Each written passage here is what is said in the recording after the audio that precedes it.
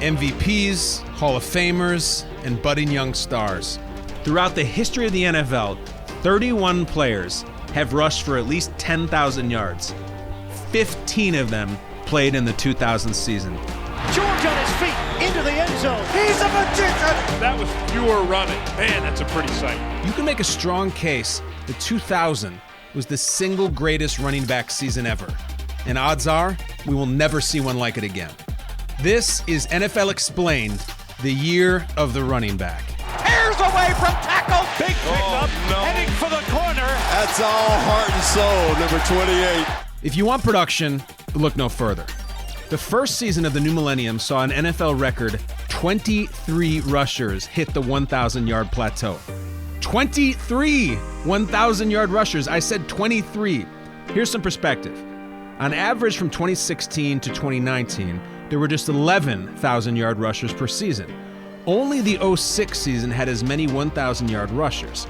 And it didn't come close to the star power we saw in 2000. 11 plays, 11 passes for the Rams, and here comes number 12 into the end zone. Touchdown! It's Marshall Falk. We have to start with league MVP and future Hall of Famer Marshall Falk. The three-time All-Pro was at the peak of his powers, the engine that powered the greatest show on turf. The reigning Super Bowl champion made a joke out of opposing defenses, scoring a then record 26 total touchdowns. Falk ran for over 1,300 yards and continued what would be a 5-season streak of 80-plus catches. Holt, Bruce, Akeem, but the leading receiver with the most catches is Marshall Falk. He was the prototype for the new breed of versatile, pass-catching backs that would come to dominate the NFL. In a sea of all-time rushing talent, Falk reigned supreme in 2000. Marshall Falk leaping and scoring, and Marshall Falk has set an NFL record with his 26th touchdown of the season. And if we're talking insane numbers, did you know Eddie George had 453 touches in 2000? That's the third most in NFL history, and Edgerrin James had 450 himself, good enough for fifth all-time. Two of the most physically demanding seasons you will ever see. On the toss, Eddie George. George breaks a tackle. Eddie George to the clear. He's got running room. George cuts it, and he's in. Touchdown, Tennessee. George rushed for over 1,500 yards and 14 scores while finishing third in yards from scrimmage. He was a feature back in the truest sense, the centerpiece of the Titans' offense. Edgerrin James, meanwhile, was just on another planet. In his second year, he one-upped his All-Pro rookie year, leading the league with over 2,000 yards from scrimmage. Along with being the NFL's leading rusher, he also hauled in 600 yards and 5 touchdowns receiving. Edge had 9 100-yard games, including a 219 3-touchdown romp in Seattle. Here comes the blitz. It's by Bellamy, and he got a hand on James, who spins away. Gets a block from Tolbert, and a block from Wilkins. Touchdown! He got in over the pylon. Meanwhile, Broncos' 27-year-old rookie Mike Anderson exploded onto the scene, finishing second in rushing touchdowns and fourth in yardage. Anderson's story is amazing. He spent 4 years in the Marines before landing in Denver as a 6th-round pick. Then all he did was put up close to 1,500 yards and 15 scores, winning Offensive Rookie of the Year. In Week 14, he set a then-rookie record with 251 rushing yards and 4 touchdowns against New Orleans. Handoff. Anderson gets in. Draw play. Anderson almost tripped up in the second effort. What a day it's been. Anderson broke Corey Dillon's rookie record on that day. And speaking of Dillon, the Bengals back surpassed Walter Payton's seemingly insurmountable single-game rushing total in this very 2000 season. Coincidentally, the Bengals back outrushed Anderson in Week 8, making history along the way. Here's Corey Dillon again, and Dillon takes it inside the 20, runs over another guy. He's going in again. An absolute moment in history. Corey Dillon, 278 yards to surpass Walter Payton. Dillon would start his career with 6 consecutive 1,000-yard seasons. In 2000, he gained more than 1,400 yards on the ground, making the second of 3 straight Pro Bowls. All right, so we talked about Mike Anderson. But how about another star rookie? Jamal Lewis. This guy quickly became a huge problem for NFL defenses, racking up 1,364 yards and leading the Ravens to their first Super Bowl. The pitch out to Lewis. He got a block from Gage. He'll drive into Barrow, and he's in for a touchdown. Lewis shared the backfield with Priest Holmes, who still managed to gain nearly 600 yards in 2000. He would go on to 3 straight All-Pro seasons with the Chiefs. NFL record for Priest Holmes. But Holmes wasn't the only relative unknown who went on to stardom from this group.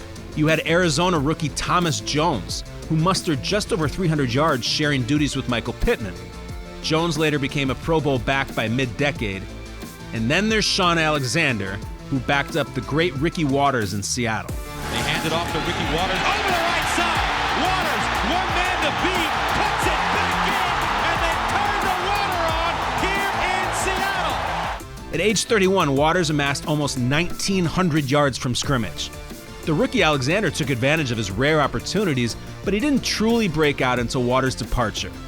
Then from 2001 to 2005, Alexander scored a ridiculous 98 touchdowns and won league MVP. Look out! Alexander to the 30, 25, cuts right at the 25, end zone, touchdown, Seahawks! The league's collective backfield talent was at an all-time high, and almost everywhere you looked, there was this dominant running back. In Pittsburgh, bucking that small and shifty trend by a long shot, was Jerome Bettis, the bus, who bulldozed his way to a 7,000-yard season in 8 years. Handoff for Bettis. Jerome Bettis remaining on his feet, rumbling towards the end zone. If there was any guy who was more bruising than the bus, it was the Buccaneers' Mike Alstott. He wasn't even technically a running back. He was listed at fullback, and he continued to punish opposing defenses in 2000, making one of his 6 consecutive Pro Bowl appearances. Alstott. Look at Alstott go. Look at him go. Touchdown. And somehow, Alstott wasn't even the best runner in Tampa. That was Warrick Dunn, who delivered arguably his best year, joining his teammate Alstott in the Pro Bowl. Dunn runs left to the 3-2, handles, he's got a touchdown, Tampa Bay! Warrick Dunn leaving his ground, he scores a touchdown! In Week 14, Warrick Dunn topped the 200-yard mark and was one of 4 players to go over 200 that day, the most ever in a single week. See if you can keep up with this. Besides Dunn, there was Mike Anderson's record-setting day in New Orleans. We hit that. A 216-yard effort from Corey Dillon, and a 30-carry, 203-yard beatdown of the Indianapolis Colts by Curtis Martin. Martin was a staple in the Jets' backfield, of course, and in opponents' secondaries, reaching 1,000 yards in each of his first 10 seasons. He went 10 for 10, and 2000 was no different as he rushed for over 1,200 yards and 9 scores. A spectacular run by Curtis Martin. The legends of the 90s just carried right over to 2000 as Hall of Famer Emmett Smith put up the 10th of his 11 straight 1,000-yard seasons. Emmett Smith is backing off to the races. Emmett to the 40, to the 30, to the 25, still on his feet. Emmett Smith to the 8-yard line. At age 31, Emmett was one of 7 future Canton-bound runners who suited up in 2000. Along with Smith, you had Jerome Bettis, Marshall Falk, Curtis Martin, Edgerrin James, Terrell Davis, and Thurman Thomas. Now, you might be asking yourself, hold on. Thurman Thomas was still in the league in 2000? Yes, he was. He was with Miami. I have never heard a player say, the only reason that I am playing this season is to prove a point, and that's what Thurman Thomas told us on Friday. I would have retired if the Bills would have just asked me to. This really happened. The Bills legend joined a list of star backs on their last legs that season. The aforementioned Davis battled injuries before retiring in 2002. Chris Warren once made 3 straight Pro Bowls in the mid-90s. Then in 2000, he sat behind Emmett in Dallas. Terry Allen scored 21 touchdowns with Washington in 1996. By 2000, he was backing up Ricky Williams in New Orleans. Sweeping left, he's got room. Williams inside the 20, inside the 10, to the 5. He dives, the designated diver is in. In a legendary draft day move, the Saints traded their entire draft to move up and select the college superstar out of Texas in the 99 draft. A year later, Williams rushed for exactly 1,000 yards on the nose, the first of his 5 career 1,000-yard campaigns.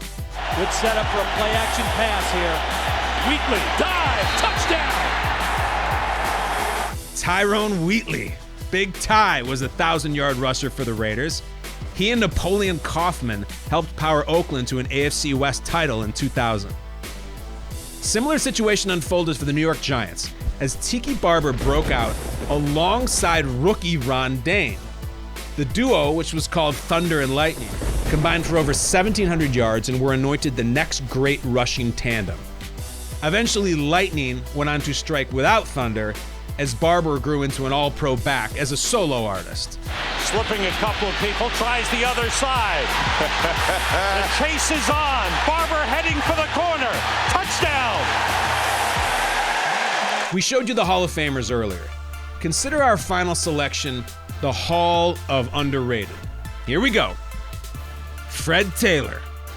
Fred Taylor was so good. Fred Taylor averaged a league-leading 107.6 rushing yards per game in 2000. 107 yards a game. He gained nearly 1,400 yards in just 13 games, putting on a show against the Steelers in Week 12. Taylor. Fred Taylor, 15, 10, 5, touchdown. Screen to Taylor, blockers in front. Fred Taylor, touchdown. Taylor, touchdown. Taylor, nice cut. Fred Taylor, 10-5, his fourth touchdown of the night. Minnesota's Robert Smith had a career year, posting highs in both yards and touchdowns. Coming in a hair under 1,900 yards from scrimmage, Smith made his second Pro Bowl.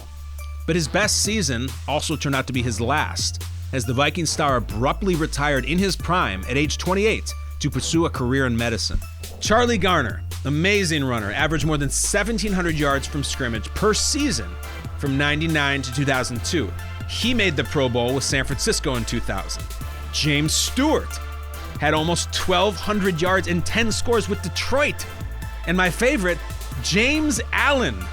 Yes, James Allen had over 1,400 total yards with the Bears. A totally, truly random season. James Allen, who knew? Here comes the blitz by Bucky Jones, foiled with a touchdown pass to James Allen.